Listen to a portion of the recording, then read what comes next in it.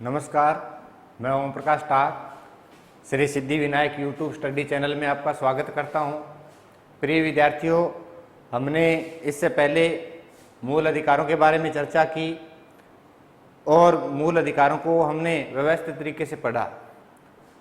अब हम मूल अधिकारों के अंदर जो हमारा लास्ट जो मूल अधिकार है, संवैधानिक उपचारों का अधिकार, और उसी अधिकार के तहत जो 5 प्रकार की न्यायालय के द्वारा जो रीट जारी की जाती है, उनके बारे में आज हम चर्चा करेंगे। तो देखिए, इससे पहले मैंने आपको मूल अधिकार करवाए हैं और मूल अधिकारों के अंदर पहले मैंने आपको बताया भी मूल अधिकार हैं वो क्या होते हैं। मूल अधिकार हमारे संवैधानिक हैं। क्या है? संवैधानिक अधिकार हैं। संवैधानिक अधिकार जो व्यक्ति के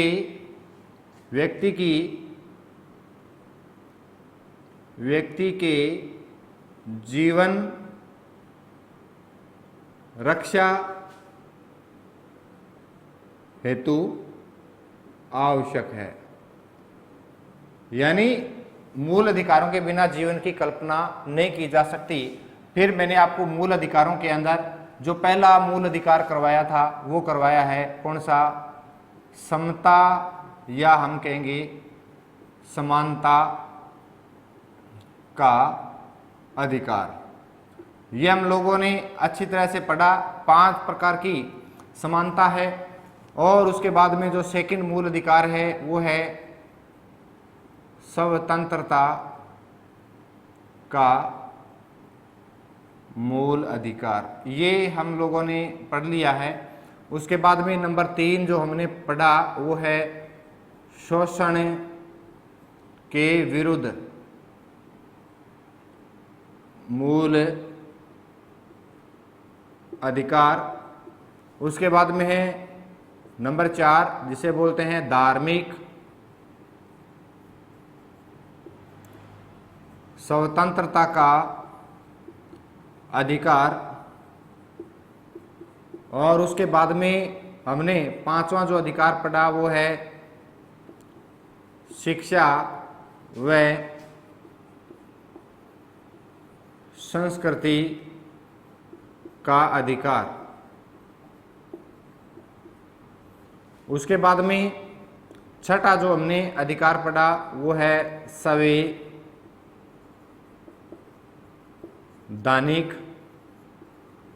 उपचारों का अधिकार। आज हम इसी संवैधानिक उपचारों के अधिकार के बारे में हम व्यवस्थित रूप से आज चर्चा करेंगे। ये जो संवैधानिक उपचारों का अधिकार है, ये सभी अधिकारों में सबसे महत्वपूर्ण और सभी अधिकारों की रक्षा हेतु इस मूल अधिकार को लागू किया गया है, संविधान के द्वारा दिया गया है। तो मैंने इसके लिए आपको एक तो बताया था डॉक्टर भीमराव अंबेडकर के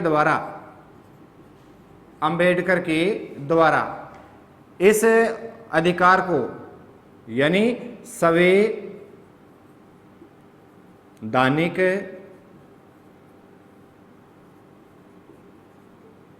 उपचार के अधिकार को क्या कहा है? संविधान की आत्मा या इसे हृदय कहा है। किसके द्वारा? डॉक्टर भीमराव अंबेडकर के द्वारा।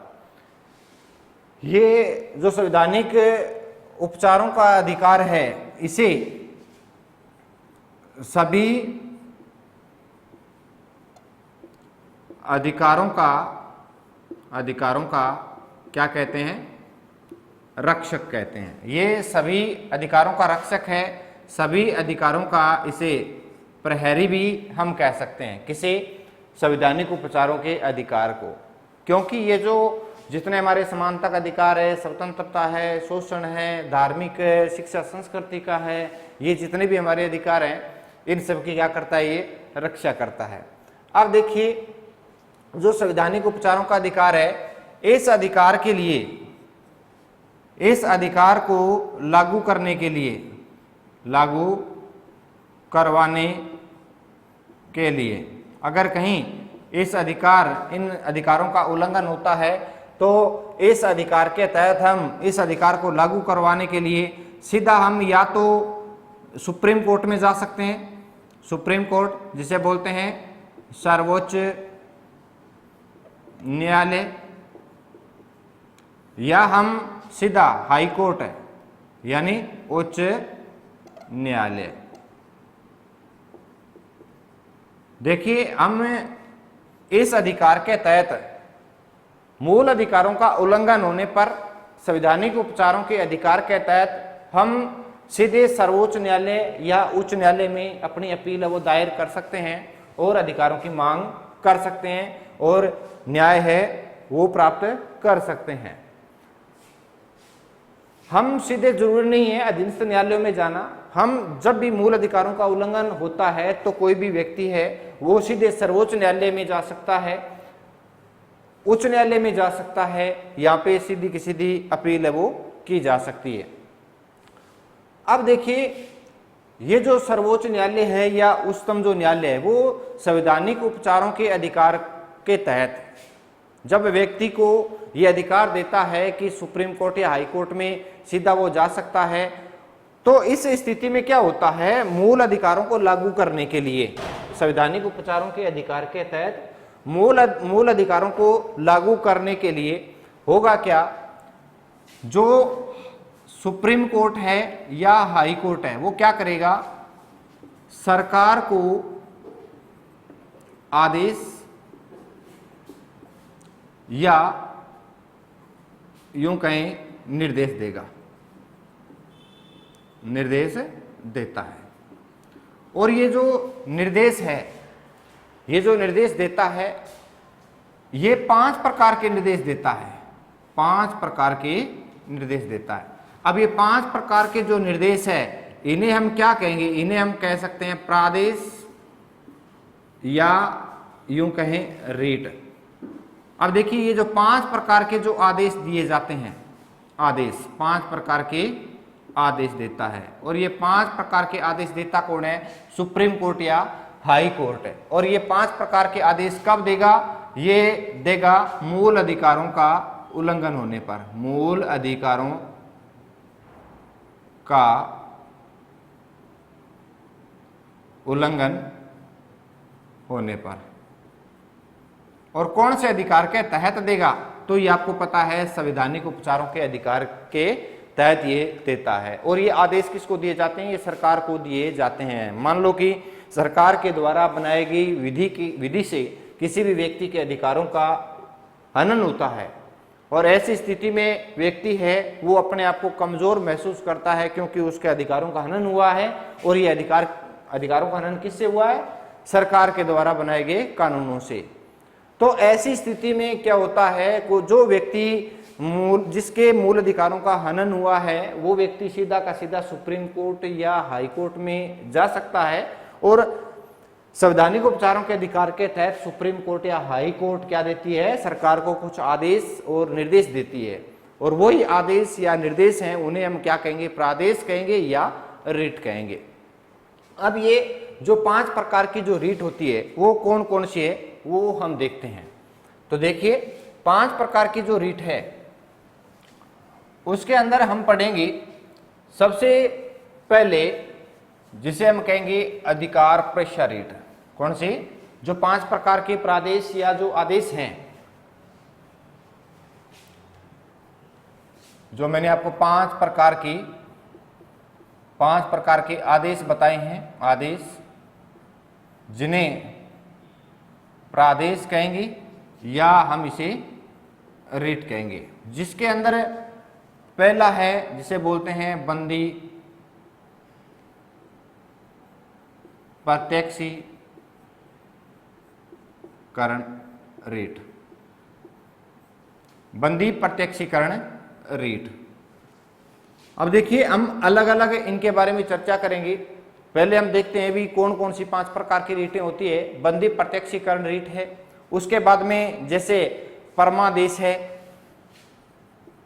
परमादेश रीट, परमादेश रीट। इसी प्रकार से निषेध, या हम इसे कह सकते हैं निषेधात्मक रीट। इसी प्रकार से चौथी जो हमारी रीट है जिसे हम कहेंगे अधिकार प्रेषा रीट और उत्प्रेषण रीट। कौन कौन सी? अधिकार प्रेषा रीट और पांचवी जिसे हम कहेंगे उत्प्रेषण रीट। कौन सी? उत्प्रेषण रीट, उत्प्रेषण रीट।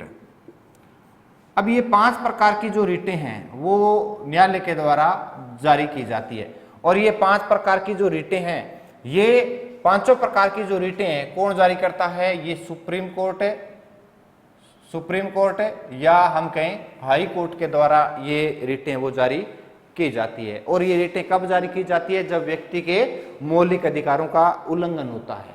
अब देखिए, पहली जो रीट है बंदी प्रत्यक्षीकरण। इसमें 24 घंटे के अंदर अंदर क्या किया जाता है? जो भी बंदी है उसको जो नजदीकी न्यायालय जो होता है उसके अंदर प्रस्तुत किया जाता है, बंदी को सामने प्रत्यक्ष करने का आदेश है वो दिया जाता है, और उसके अंदर ये बंदी को अधिकार है कि उसको 24 घंटे के अंदर न्यायालय के सामने प्रस्तुत करे, जिससे वो व्यक्ति क्या करे, न्यायालय के सामने अपने कोई भी बात है वो रख सके।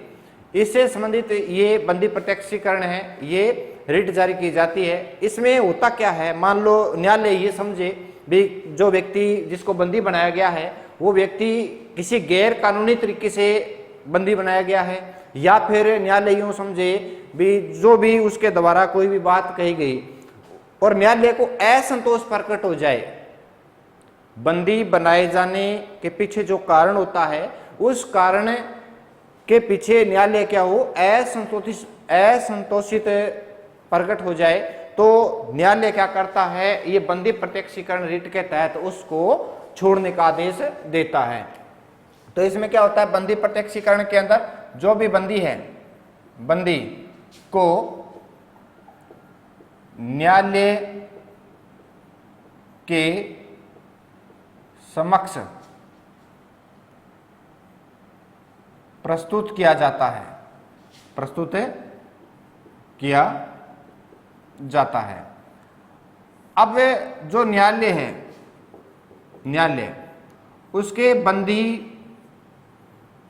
बनाने के कारण को जानता है, वे किस कारण से उस व्यक्ति को बंदी बनाया गया है, कारण को जानता है। यदि कारण है वो न्यायालय को लगे भी ये क्या है, गैर कानूनी है, कैसा है, गैर कानूनी है, या न्यायालय जो है उसको क्या हो जाए, असंतोष हो जाए, न्यायालय को असंतोष हो जाए,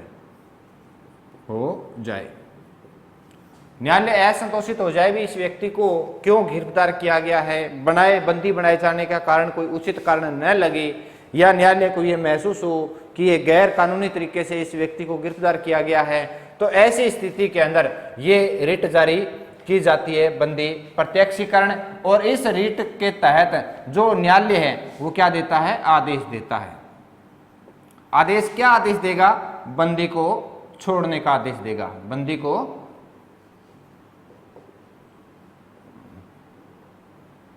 छोड़ने का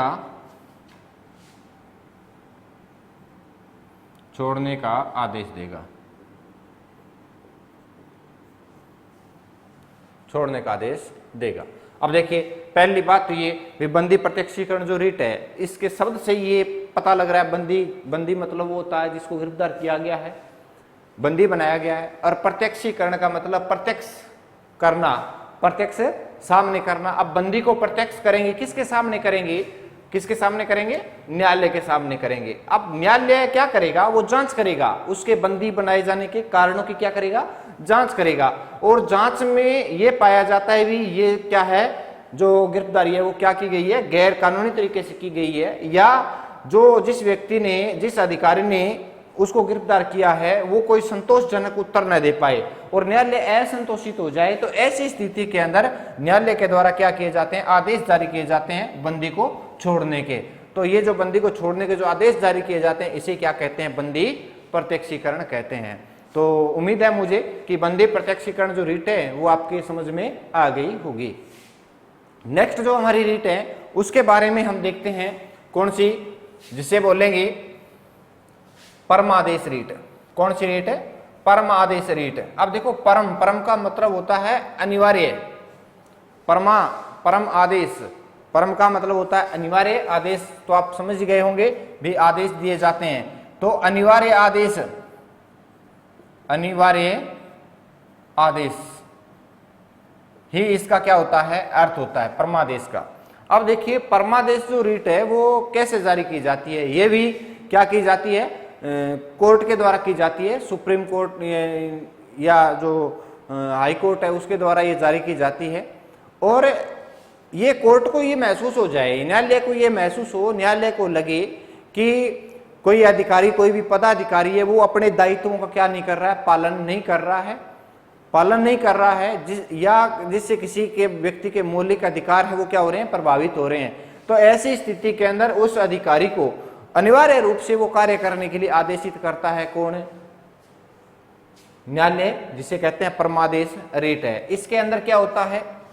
अनिवार्य आदेश हैं, इसके अंदर ये किसके द्वारा जारी किए जाते हैं? न्यायालय के द्वारा ये जारी किए जाते हैं। और न्यायालय के द्वारा ये जारी कब किए जाते हैं? जब न्यायालय को लगे कि जो अधिकारी है वो अपने दायित्वों का क्या नहीं कर रहा है? पालन नहीं कर रहा है। यानी जब पदाधिकारी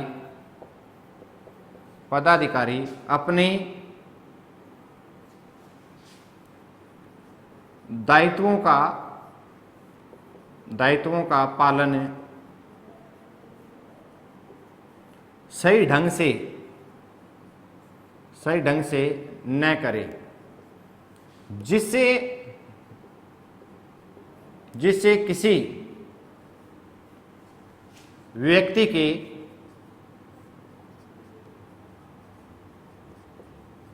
मौलिक अधिकार प्रभावित हों। जैसे मान लो भी अपने कोई पदाधिकारी है, हम दिन आए प्रतिदिन हम देखते हैं पदाधिकारियों के पास हम अपने काम करने के लिए जाते हैं और वो लेट फीती करते हैं, या फिर वो कार्य वो सही ढंग से नहीं करते हैं, अपनी ड्यूटी पे सही ढंग से नहीं आते हैं, जिसके कारण क्या होता है? जनता के कार्य नहीं हो पाते हैं। और आपको पता है जनता का ये अधिकार है कि जिन पदाधिकारियों की नियुक्ति की गई है वो जनता की सेवा के लिए की गई है, लेकिन वो क्या करते हैं? सही ढंग से सेवा नहीं करते हैं, जिन कार्यों के लिए उन्हें नियुक्त किया गया है वो कार्य ढंग से नहीं करते हैं, जिसकी वजह से क्या होता है? जनता के मौलिक अधिकारों का क्या होता है? उल्लंघन होता है। यानी ऐसे पदाधिकारी जो अपने दायित्वों का पालन न करे और दायित्वों के पालन न करने से किसी व्यक्ति के अगर मौलिक अधिकार प्रभावित होते हैं, तो ऐसी स्थिति के अंदर संवैधानिक उपचारों के अधिकार के तहत वो हाईकोर्ट या सुप्रीम कोर्ट ये न्यायालय की शरण में जाता है और वहां शरण में जाने पर वो अनिवार्य आदेश जारी किए जाते हैं। कोर्ट या न्यायालय वो ये आदेश जारी करता है कि अनिवार्य रूप से आपको ये आदेश मानने होंगे, आपकी जो नियुक्ति है, आपको जो ये पद दिया गया है वो आपके दायित्वों को पालन करने के लिए दिया गया है। अगर आप दायित्वों का सही ढंग से पालन नहीं करोगे तो आप पे ये उचित कार्रवाई की जाएगी। तो ये अनिवार्य आदेश होते हैं जो किसी पदाधिकारी या किसी संस्था में नियुक्त अधिकारी को जारी किए जाते हैं। अब देखिए नेक्स्ट है निषेधात्मक रीट। अब देखो निषेध का मतलब क्या होता है? रोकना। निषेध का मतलब क्या होता है? रोकना। देखिए निषेध का अर्थ ही क्या होता है? रोकना होता है, रोकना। अब इसके अंदर क्या होता है? निषेध जो आदेश होता है इसमें निचली अदालत क्या करे? कोई अतिक्रमण करे, कोई भी अतिक्रमण करे तो ऊपरी जो अदालतें होती है उनके द्वारा ये आदेश जारी किए जाते हैं। कैसे? इसमें क्या होता है, निचली अदालत द्वारा किसी कार्य क्षेत्र का अतिक्रमण करे जो उसके अधिकार क्षेत्र में नहीं आते। यानी निचली अदालत है वो कोई भी मौलिक अधिकारों से जुड़ा हुआ मामला है, वो किसका है? वो है सुप्रीम कोर्ट या हाई कोर्ट का। यदि निचली अदालतें उनसे जुड़ा हुआ कोई भी कार्य अगर वो करती है, अतिक्रमण करती है, क्योंकि निचली जो अदालतें हैं उनके पास ऐसे कुछ क्षेत्र हैं जिनमें वो कार्य करने के लिए स्वतंत्र है, और ऐसे कुछ क्षेत्र हैं, ऐसे कुछ कार्य हैं जिनको वो नहीं कर सकते, लेकिन फिर भी वो जबरदस्ती तरीके से क्या करे? अतिक्रमण करे, उन अधिकारों का क्या करे? अतिक्रमण करे। और उसके अतिक्रमण करने से क्या हो? मानव के जो मूल अधिकार है, क्या हो? जो मूल अधिकार है, इन मूल अधिकारों का क्या हो? हनन हो। तो ऐसी स्थिति के अंदर जो हाई कोर्ट है या सुप्रीम कोर्ट है, जिसे हम यूं कहेंगे ऊपरी जो अदालत है, वो क्या करती है? उसको ऐसा कार्य करने से रोकती है। उसे क्या बोलेंगे? निषेधात्मक रिट या निषेध रिट के नाम से हमें जानते हैं। आ गया होगा समझ में? निषेधाज्ञा में क्या होती है? निचली अदालत है वो जब किसी भी कार्य क्षेत्र का क्या करे? अतिक्रमण करे, तो उस स्थिति के अंदर जो ऊपरी जो अदालतें हैं वो निचली अदालतों को कार्य करने से क्या करती है? रोकती है। उसे कहते हैं निषेध आदेश, उनको वो कार्य कर रहे नहीं होते। नेक्स्ट जो है उसे बोलते हैं अधिकार प्रेक्षा। देखिए अधिकार प्रेक्षा के अंदर क्या होता है? अधिकार प्रेक्षा जो रीट है, अधिकार प्रेक्षा रीट के तहत आपको बताऊं भी, जैसे मान लो भी कोई भी ऐसा पद है और उसके ऊपर कोई व्यक्ति है, उसकी क्या कर दी? नियुक्ति कर दी, या ऐसा व्यक्ति उस पर नियुक्त हो गया जिसका उस पद पर कोई अधिकार नहीं है, उसका उस पद पे कोई हक नहीं है, या जबरदस्ती तरीके से किसी ने कोई पद है वो ग्रहण कर लिया। तो ऐसी स्थिति के अंदर उस पद पर आसीन होने वाले व्यक्ति को न्यायालय के द्वारा यह पूछा जाता है कि आप किस अधिकार से इस पद पर आप बैठे हो। यदि उस आसीन व्यक्ति के द्वारा कोई संतोषजनक उत्तर दे दिया जाता है तो ठीक है, अन्यथा उस पर उचित कार्रवाई की जाती है। यानी किस अधिकार से इस पद पे आप बैठे हो, ये न्यायालय के द्वारा पूछा जाता है, जिस पर बैठने का उसे कोई हक नहीं है। अब देखिए अधिकार प्रेक्षा के अंदर मैंने आपको बताया कि कोई पद जिस पर नियुक्त होने वाले व्यक्ति का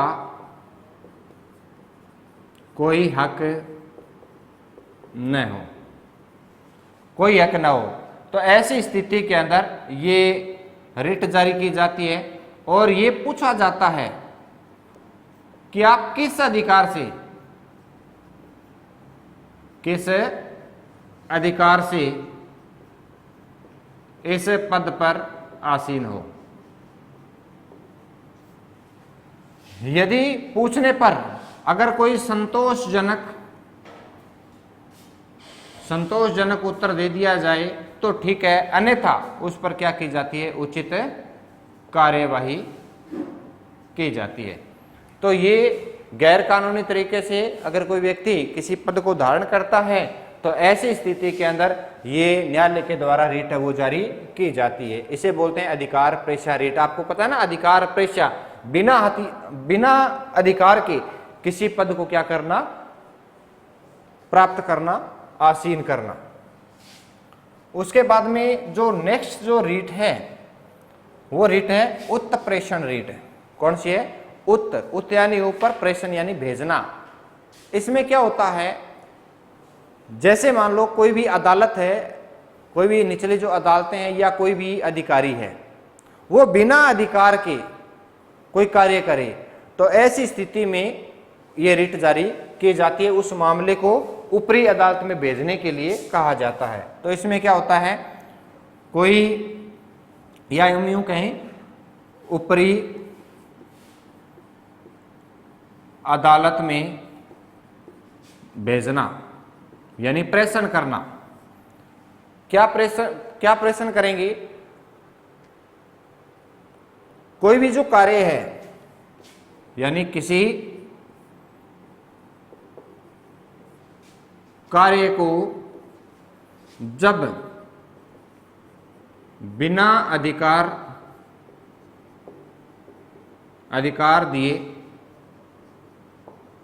कोई व्यक्ति या कोई भी जो अधिकारी है, या हम यूं कहें कोई भी जो अदालत है, वो बिना अधिकार दिए कोई व्यक्ति या अधिकारी अदालत है वो कार्य करे यानी किसी कार्य को जब बिना अधिकार दिए कोई व्यक्ति, अधिकारी या अदालत कार्य करे, तो ऐसी स्थिति में न्यायालय के द्वारा उस मामले को ऊपरी अदालत में भेजने के लिए आदेश जारी करता है। तो वो क्या हो गई, उत्प्रेषण रीट हो गई। अब देखिए, ये हमारे 5 प्रकार की जो रीट हैं, जो संवैधानिक उपचारों के तहत हाईकोर्ट या सुप्रीम कोर्ट के द्वारा जारी की जाती है, जिसमें एक तो होगी बंदी प्रत्यक्षीकरण जो रीट है। इसमें बंदी को न्यायालय के सामने प्रस्तुत किया जाता है, न्यायालय के सामने पेश किया जाता है और न्यायालय उसकी जांच करता है भी इसको गैर कानूनी तरीके से या किस प्रकार से इसको गिरफ्तार किया गया है, और उसकी जांच कर अगर गलत साबित होता है, गैर कानूनी अगर गिरफ्तारी होती है, तो ऐसी स्थिति में उसे छोड़ने के आदेश जारी करता है। दूसरा है परम आदेश। इसके अंदर अनिवार्य आदेश होते हैं। कोई भी जो अधिकारी है वो क्या होता है, जनता की सेवा करने के लिए उसको नियुक्त किया जाता है। अगर वह कार्य नहीं करता है और ऐसी स्थिति में मौलिक अधिकारों का हनन होता है, मौलिक अधिकार उससे प्रभावित होते हैं, तो न्यायालय के द्वारा परमादेश रीट जारी की जाती है। निषेधात्मक, इसके अंदर क्या होता है, कोई भी जो अधीनस्थ जो निचली अदालतें हैं उसके कार्य क्षेत्र के अंदर वो कार्य नहीं आता, लेकिन फिर भी वो क्या करती है, उसका अतिक्रमण करती है, उसको करती है। तो ऐसी स्थिति में जो अतिक्रमण किया है उस कार्य करने से उसे रोका जाता है। फिर अधिकार परीक्षा रेट, इसके अंदर कोई भी अधिकारी है वो किस हक से इस पद पे आसीन हुआ है ये पूछा जाता है। अगर गैर कानूनी तरीके से उस पद पे आसीन हुआ है तो उसको दंड किया जाता है, और अगर संतोषजनक उत्तर दे दिया जाता है तो वो उस पद पे क्या रहता है, आसीन रहता है। और उत्प्रेषण रेट के अंदर क्या होता है, जो निचली अदालतें हैं या कोई भी अधिकारी है वो बिना किसी अधिकार के तहत अगर कोई कार्य करता है तो ऊपरी अदालत के द्वारा ये आदेश है वो जारी किया जाता है, जिससे बोलते हैं उत्प्रेषण रेट, और कहा जाता है भी इसको आप ऊपरी अदालत के अंदर भेजें। अब देखिए, सबसे बड़ी चीज ये है, जो ये 5 प्रकार की रीट जो है और हमारे जो मूल अधिकार है, तो इस मूल अधिकार के तहत तो हम न्यायालय की शरण लेते हैं, लेकिन इनके अलावा हमारे मूल अधिकारों की रक्षा के लिए, मूल अधिकारों की रक्षा के लिए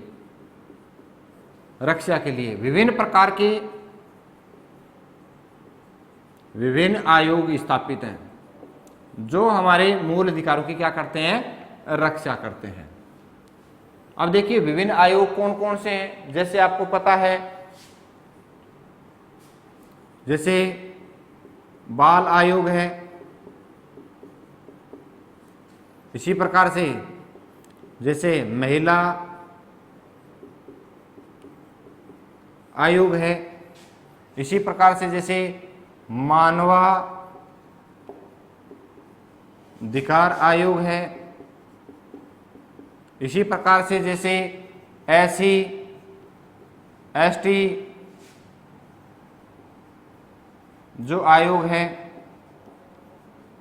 इन आयोगों के द्वारा भी क्या की जाती है, हमारे मूल अधिकारों की रक्षा की जाती है। तो ये जो मूल अधिकार है वो ऐसी स्थिति के अंदर इनके द्वारा रक्षित होते हैं, ये भी इनके रक्षा करने के काम आते हैं। और ये जो है 5 प्रकार की जो रीट है वो संवैधानिक उपचारों के अधिकार के तहत है वो जारी की जाती है। इसीलिए कहा जाता है कि जो मौलिक अधिकारों में जो संवैधानिक उपचारों का जो अधिकार है वो क्या है, संविधान की आत्मा है और संविधान का हृदय है। जो संपत्ति का अधिकार था उसके बारे में मैंने आपको बताया, 44वां संविधान संशोधन सन 1978 में हटा दिया गया है। अब वो मूल अधिकार नहीं है, वो एक कानूनी अधिकार बन गया है। धन्यवाद।